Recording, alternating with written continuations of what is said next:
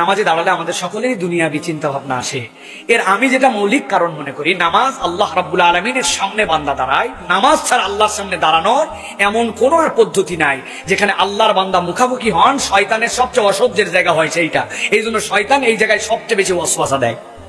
অতএব নামাজের মধ্যে ওয়াসওয়াসা আসলে ঘাবড়াবেন না, বুঝবেন যে আমার নামাজ আল্লাহর সাথে কানেক্টেড হচ্ছে বলেই কেউ না কেউ আমার বিভ্রান্ত করার চেষ্টা করছে। ছাড়া যাবে না, আরো ধরা লাগবে, ঠিক কিনা?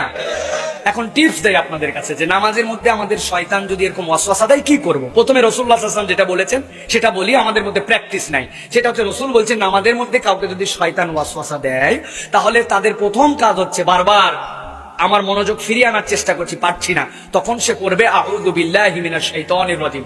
নামাজের মধ্যেই পড়ে বাম পাশে বুক কিবলার দিকে মুখটা একটু বাঁকা করে থু থু থু 3 বার থুতু ফেলার ইশারা করবে। অনেকেই বলবেন এই কাজ করলে কি নামাজ ভেঙে যাবে না? না ভাই, এটা নবীজি শিখিয়েছেন। আপনি যদি এই প্র্যাকটিস করেন, যেই শয়তান তখন ওয়াসওয়াসা দিচ্ছিল আল্লাহ তাকে বিতাড়িত করে দিবেন। অতএব এই প্র্যাকটিস আমরা করতে পারবো না ভাই?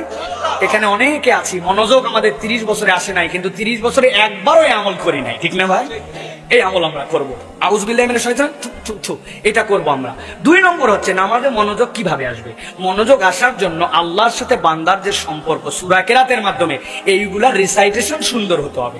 আল্লাহর সামনে আপনি দাঁড়িয়েছেন, রাসূল বলছেন তুমি ধারণা করো যে তুমি আল্লাহ রাব্বুল আলামিনকে দেখছো, বান্দা এটা পারে না। ইহসান হচ্ছে আল্লাহ বান্দাকে দেখছেন, আপনি এটা বলছেন। আপনি কোন একটা প্রয়োজনে আপনার এমপি সাহেবের সামনে গেছেন, এমপি সাহেবের সামনে যাই বলছেন এমপি সাহেব আমার বিরাট একটা সমস্যা, আমার ছেলের কিন্তু পেট খারাপ হয়েছে, আমার অনেক টাকা পয়সা খরচ হয়ে গেছে, এই জন্য কিন্তু আমি খুব বিপদে পড়ে গেছি, আপনি আমাকে সহযোগিতা করেন। এমপি বলতেছি এই বেকুবটা কোথা থেকে আসছে? আবেদন করার ধরন হলো এটা। আরে বেটা, এমপির সামনে আসছো, তোমাকে একটা ভদ্রতা জ্ঞান জানতে পারি, তুমি কি বলতেছো? আপনি আমি একটু হিসাব করে দেখেন, আল্লাহর সামনে আমরা এর থেকে খারাপ ভাবে তেলাওয়াত করি, তাই না ভাই? মনোযোগ নাই, কিচ্ছু নাই, যা ইচ্ছা তাই হাতে দাঁড়ায় করে চলে গেলাম। এই জন্য এরকম করে মনোযোগ আসবে না। মনোযোগ আসার জন্য রিসাইটেশন সুন্দর হওয়া লাগবে, ঠিক কিনা? এরপরে 2 নম্বর কি, আপনি কি বলছেন ওইটা আপনাকে অনুভব করতে হবে। আপনি যখন বলবেন সুবহানাকাল্লাহুম্মা ওয়া বিহামদিকা তাবারাকা ইসমুকা তাআলা জাদ্দুকা, আপনি যখন ফিল করবেন কি বলছেন, তখন আপনার তো মনোযোগ সুবহানাকাল্লাহুম্মার দিকে, বাইরে তো যাবে না। মনোযোগ অন্যদিকে গেছে, আবার সূরা ফাতিহায় ঢুকে পড়ছেন, আলহামদুলিল্লাহ রাহমানির রহিম কি পড়ছেন মনোযোগ দিয়ে, তারপরেও মনোযোগ দূরে চলে যেতে পারে, আবার টেনে নিয়ে আসবেন। এরকম করে আপনি 1 দিন 2 দিন 5 দিন প্র্যাকটিস করেন, 80% আপনার মনোযোগ চলে আসবে ইনশাআল্লাহ। আর বেশি টিপস দিব না, এই 3টা মনে রাখবেন। বাম দিকে থুতু নিক্ষেপ করা, ধীর স্থির ভাবে সূরা কেরাত পড়া, তাড়াহুড়া নাই আমার কোনো, আর অর্থগুলা আস্তে আস্তে করে আয়ত্ত করা।